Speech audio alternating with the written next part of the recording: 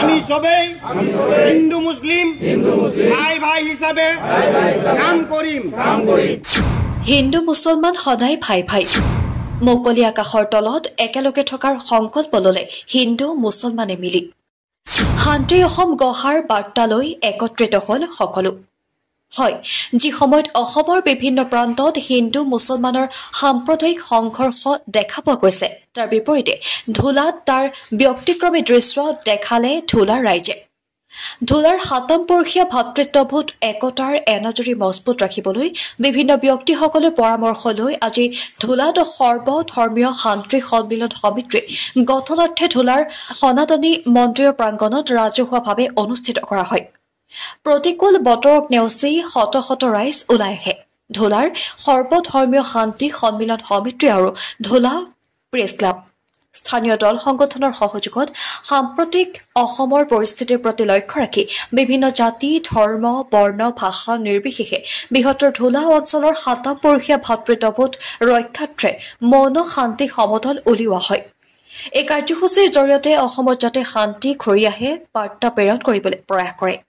হিন্দু মুছলিম খ্ৰীষ্টান আদি বিভিন্ন জাতি জনগোষ্ঠীৰ লোকে একত্ৰিত হৈ শান্তি সমদলত অংশগ্ৰহণ কৰে আৰু শপত গ্ৰহণ কৰে। আনহাতে ধুলাৰ প্ৰতিটো দোকান পোহাৰসমূহ স্বতঃস্ফূৰ্তভাৱে বন্ধ কৰি ৰাখি এই সভাত অংশগ্ৰহণ কৰে দোকানীসকলেও। হিন্দু মুছলমানৰ মাজত বিভেদ সৃষ্টিকাৰীসকলৰ বাবে এই দৃশ্যই সঁচাকৈয়ে লজ্জিত কৰিব। আমি পূব মংগলদৈ ধুলাবাসী ৰাইজে সংকল্পবদ্ধ শপত গ্ৰহণ কৰোঁ যে আমি ধুলা শান্তিৰ হকে কাম কৰিম। বাহিৰা অপশক্তিক প্ৰশ্ৰয় নিদিওঁ। আমি ধুলাৰ পৰাই শান্তিৰ বাৰ্তা দিলাম।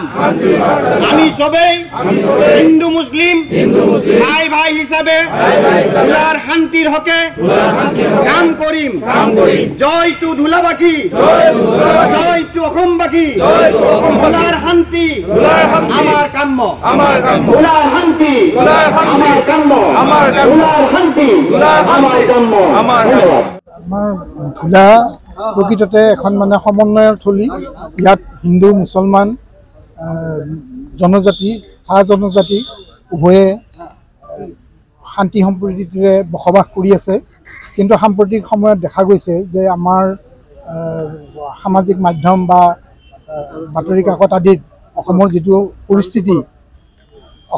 পৰিস্থিতি এই পৰিস্থিতিত হয়তো আমাৰ ইয়াতো কেতিয়াবা সাম্প্ৰদায় মানে যিটো আমাৰ সমন্বয়টো বিনষ্ট হ'ব পাৰে, তাৰেই হয়তো এটা আশংকা কৰি আজি এই সমন্বয় সভা এখন ইয়াতে ৰাজহুৱাভাৱে কৰা হৈছে। আৰু ইয়াতে খুব ভাল কথা যে সকলো জাতি বৰ্ণ ভাষা নিৰ্বিশেষে সকলোৱে স্বতঃস্ফূৰ্তভাৱে আহি ইয়াত যোগদান কৰিছে আৰু খুব সুন্দৰ সঁহাৰি জনাইছে। আমি ভাবোঁ যে আজিৰ এই যিটো শান্তি সমদল আৰু যিটো জনসমাৱেশ ইয়াতে হ'ল, ইয়াৰ পৰাই গোটেই অসমলৈ এটা শান্তিৰ বাৰ্তা যাব আৰু আমাৰ এই অঞ্চলটো খুব শান্তিৰে থাকিব পাৰিব। ধুলা ৰাইজৰ এই পদক্ষেপত সঁচাকৈ প্ৰশংসনীয়। নিউজ ডেস্ক ৰিপৰ্ট, যমুনা মুখ লাইভ।